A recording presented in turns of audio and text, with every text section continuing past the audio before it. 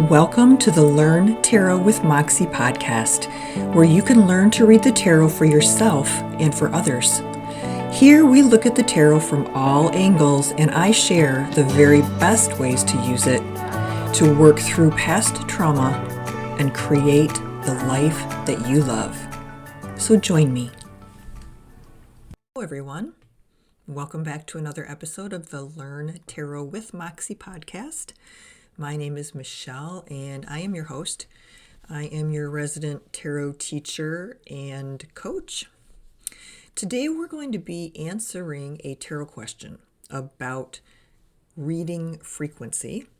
We're going to be talking about some of the differences between the Lovers and the Two of Cups, cards that people often struggle with when trying to figure out which is which. What's the difference between the two? If we have time, I also would like to share a spread with you that I've been working on that is designed to help us work our way through heartbreak and grief. So, if you are interested in any of those topics, and even if you're not, you might become interested just by listening.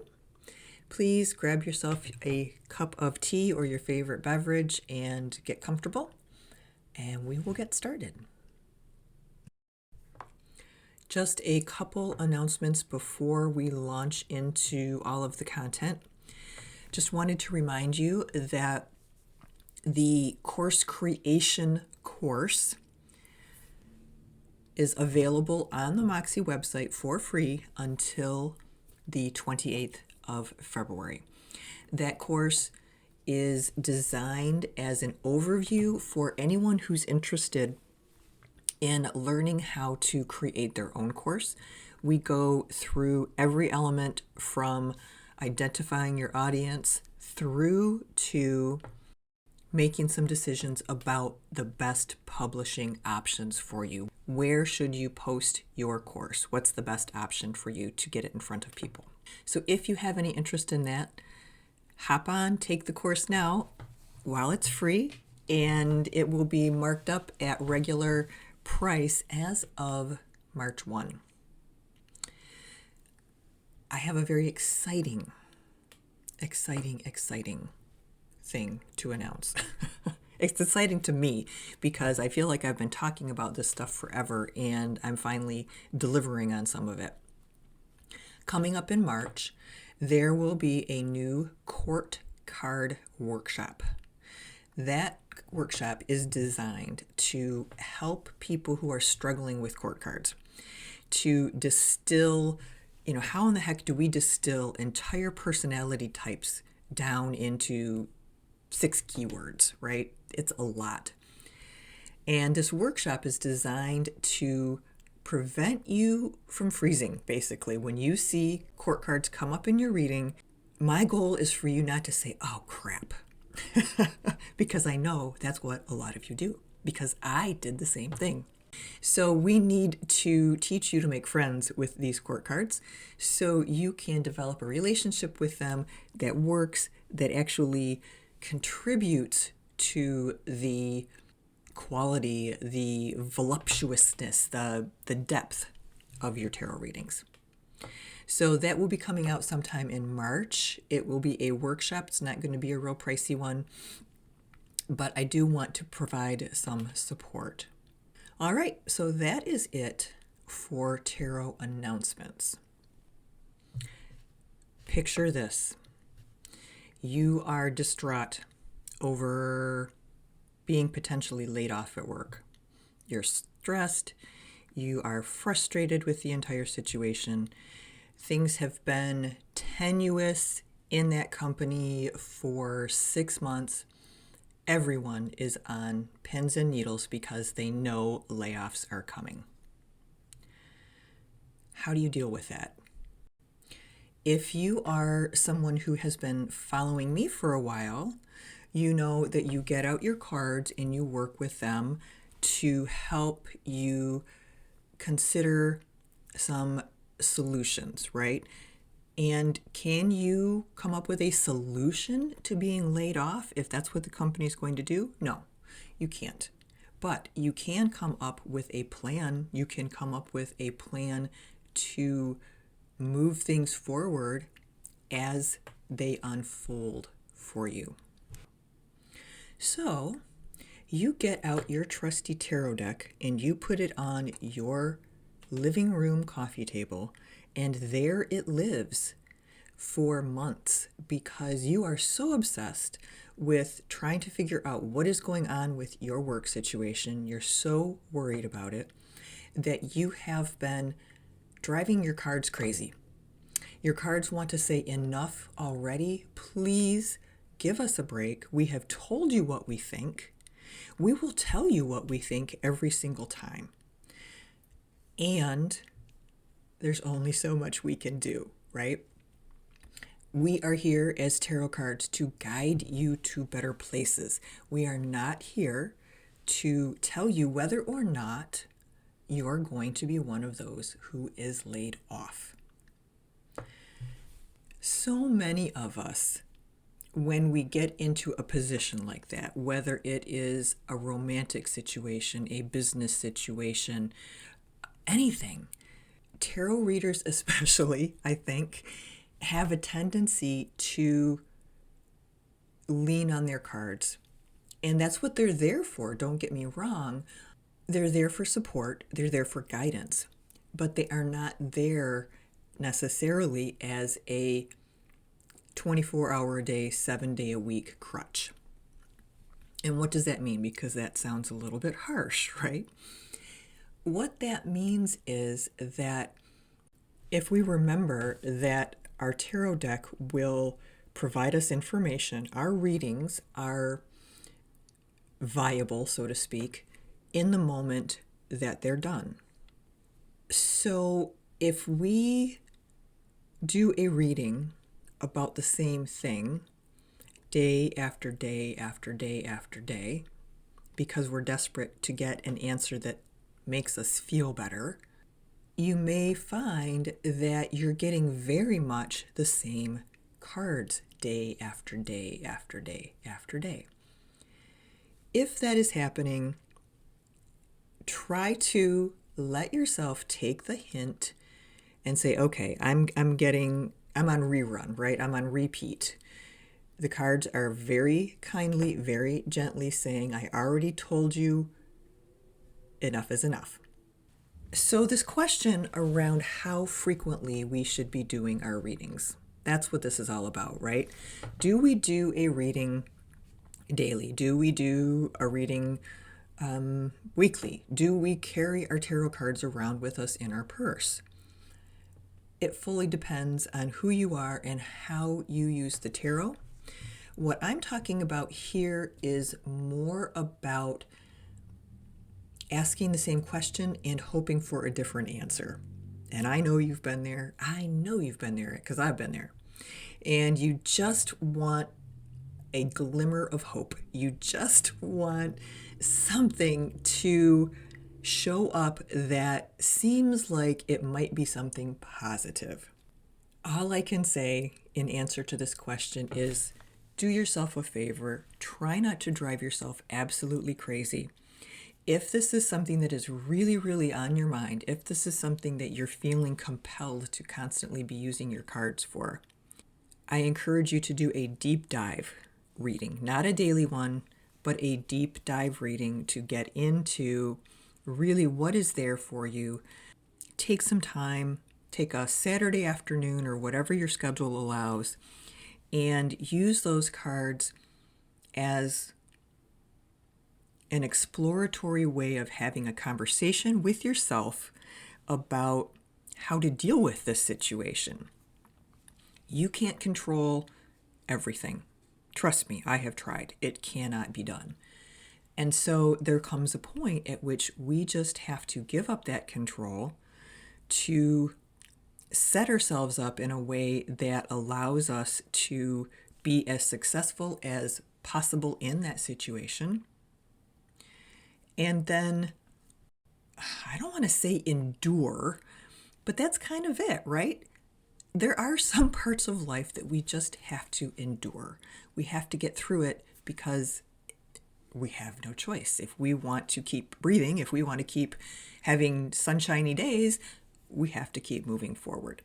So I encourage you, especially in this type of situation, to shift the way you're thinking about using the tarot from divinatory, what is going to happen to me, I'm so scared, to this is a possible option, this is a possible outcome.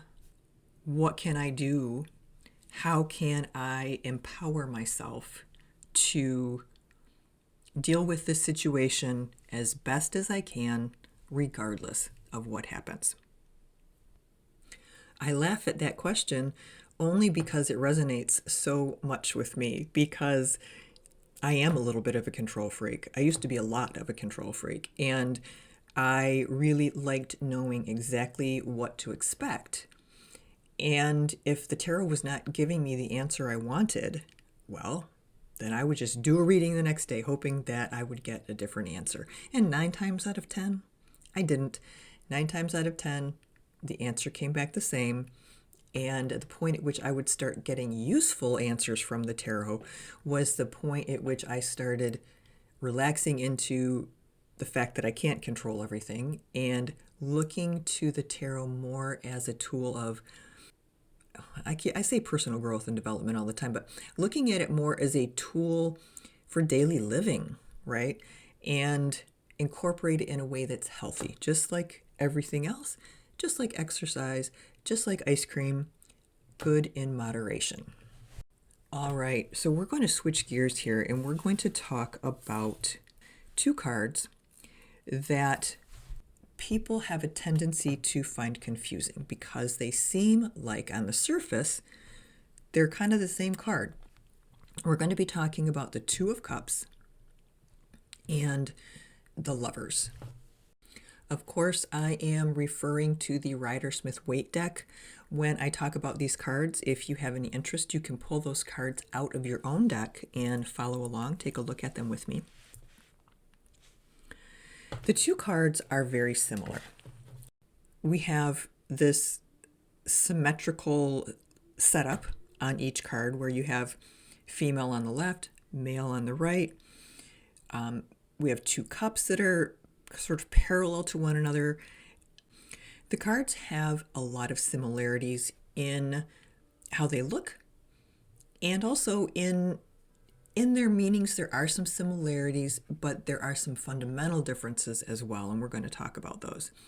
So when we look at the Lovers card, we notice right away that this card has biblical symbolism. We've got what looks like maybe Adam and Eve. We have, what is that? The tree of good and evil. We have the serpent. We have the flames of testosterone and desire and all of those manly things behind Adam. And then we have this supposedly benevolent being looking down at them. And you can see that the woman is looking at this angel, but the man is looking like straight ahead. Some people will tell you that that is suggesting that this card is a little bit of a struggle in some ways between logic and spiritualism. Okay.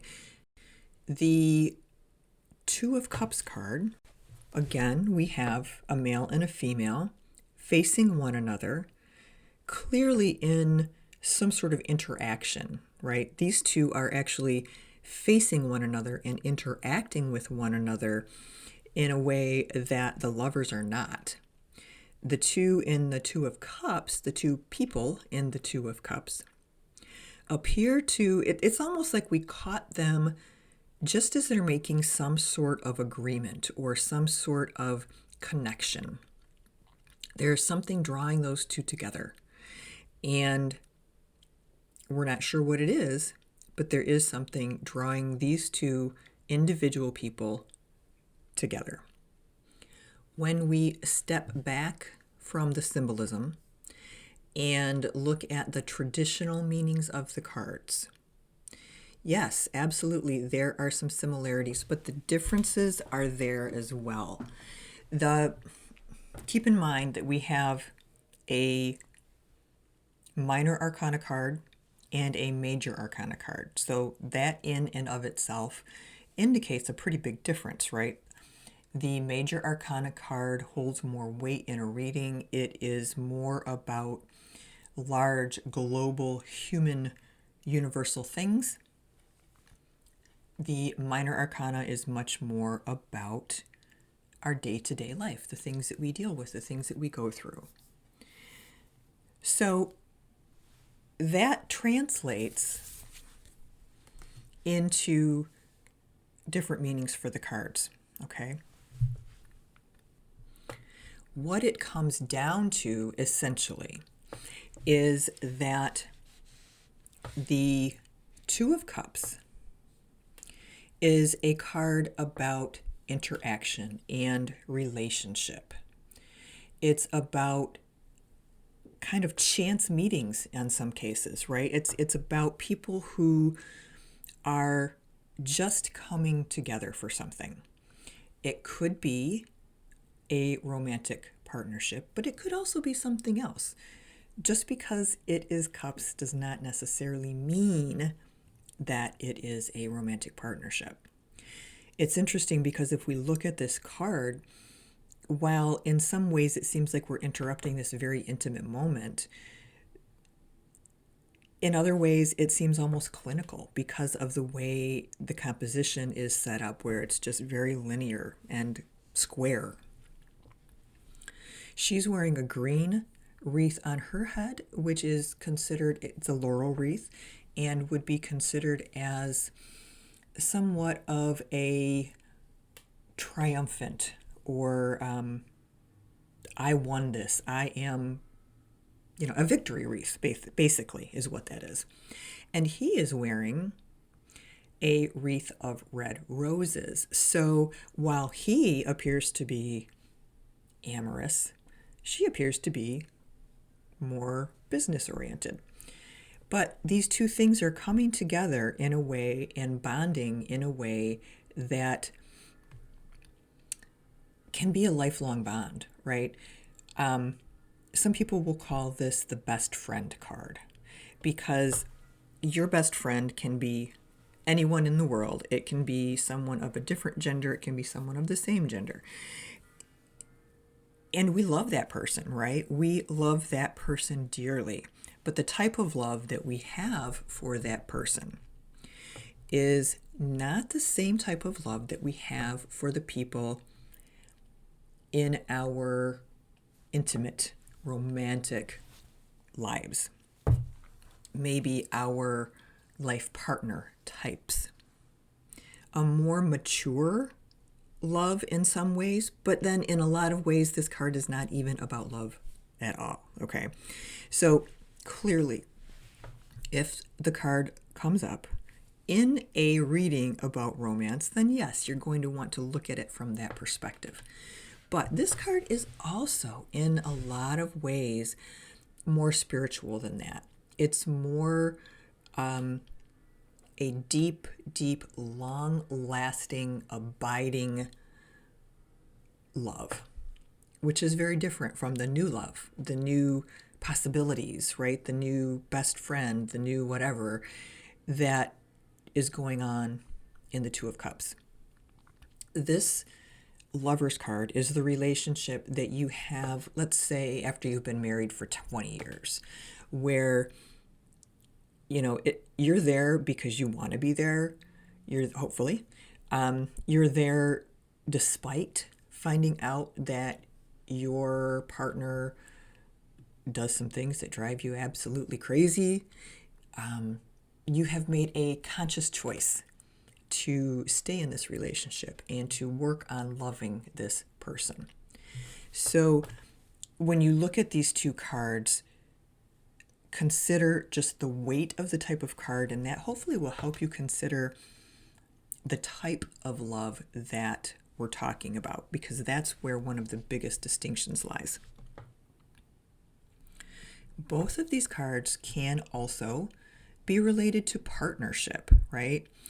The Two of Cups, great card for coming together, short-term business deal, coming together to combine, your business with someone else's, to meet someone that you're going to work with on a project, and you discover that, oh my gosh, this person is amazing, and we work so well together.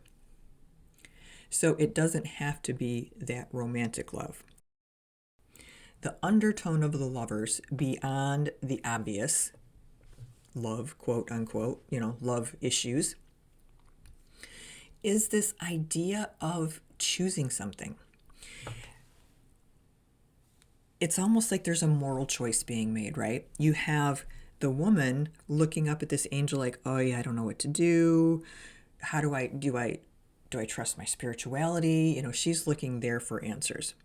He's looking away for answers. He's looking outside of himself, outside of herself, outside of spirituality. And in some ways, this card is about asking yourself whether you need to be choosing logic at this moment or emotion at this moment, to choose the correct path to walk down and to be ready to deal with the consequences of either path. So this one is a lot heavier, right? This one's like, okay, yeah, you can love that person, no problem. And you need to be prepared for dealing with the consequences of loving that person. So this card would be a perfect card for someone. Let's say we have a same-sex couple wanting to get married, and they're having to deal with, and they're in a state that isn't tolerant. They're having to deal with all of this bigotry around who they are. But they have chosen one another. They love one another. That's the kind of love that I'm talking about in this card. And it can also be related to, like I said, this choice, right?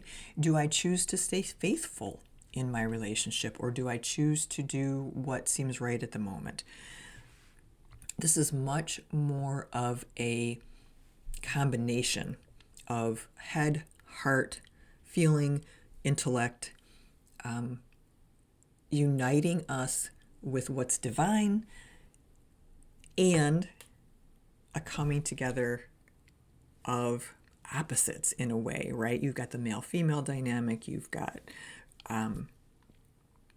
her focusing on the spirituality, he's focusing on the outside world and those types of things. So yes, these cards are very similar. They do get confusing. Both of them can mean romantic love if they show up in a reading about romantic love. And if these cards show up in a reading about something else, you can look at them more from the perspective of some type of partnership, whether it is a friendship, whether it's a business partnership, whether it is a work relationship. The queen, where did that come from? The Two of Cups is that new beginning, that sort of that spark of you met someone and you find them really interesting, like you just want to see them again because there was something about them. And we do that with romantic people, with people we find we have romantic interest in, and people who we just think, oh my gosh, what a cool person, I'd love to have coffee with them. That is this type of love. Again, lastly, just in review, the Lover's card is about much heavier relationship, ethical issues, a deeper, more mature type of love if we're talking about romantic love. And if we're not, a deep down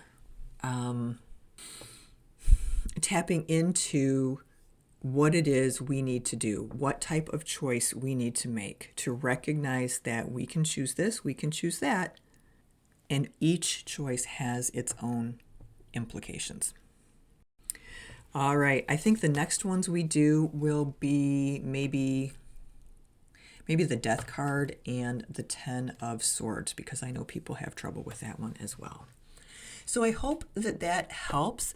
I know that there are such subtle differences between the two, and I'm hoping that I helped you in some way split the difference, to begin to see the difference, and to at least give you a point when you have these cards come up, not think, oh crap, what's the difference in this one and that one, right? So where you can at least start out from a point of, okay, this is what I remember.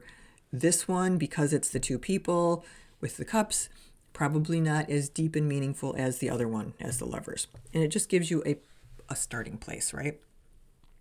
The more you use these cards, the more they show up for you in a reading, the more you're going to be able to articulate the difference. You know, the differences that I discussed here are what would be considered, the universal differences. But remember, you will be developing a relationship with your cards, and your card meanings may be slightly different. So keep that in mind as well. I think we will leave it there and leave the grief reading for next week. We will be talking about how we can use the tarot as a way to help us through the grief process, help us recognize sometimes where the grief is coming from and process that, and help us use the tarot to create a tool that will support us during this process. If you enjoyed this episode of the Learn Tarot with Moxxie podcast, please remember to like, subscribe, and comment. It helps other people find us when you guys are vocal about who we are, what we are, where we are, and what we offer. Remember too, if you want to submit a question for a tarot reading, you can sign up on the Moxxie website, and there will be a link in the show notes for you below. Those questions are questions that I will consider for using as example readings during podcast episodes. Of course, everything is 100% confidential. There will be no hints or tips about who you are, but it would be a way for you to get a question answered by me and share a learning experience with everyone else. So if you are interested in doing that, in that free reading, please head on over to the Moxxie website where you can sign up. And again, there will be a link in the show notes below. Remember too that the website has a ton of resources and freebies that are available to you that will help you on your tarot learning journey. And lastly, if you want to stay up on the nitty-gritty of what's going on at Moxxie, I invite you to be a free member of the Moxxie community. You just need to pop over there, sign up. I know that we don't always catch every single episode, and signing up will mean that when there is a new course announced, you will hear that. When there is a new blog post that I am particularly pleased with, I will send that as well. You have my word that I am not an over-emailer, because I really do not like over-emailing, and I don't like reading through tons and tons of emails that just seem to be sent for the sake of being sent. So I promise I will not do that to you. So those are some ways to stay connected with Moxxie, and ways that I invite you to join the community. All right, you take care, have a wonderful week. Be kind, and I'll talk to you soon. Bye-bye.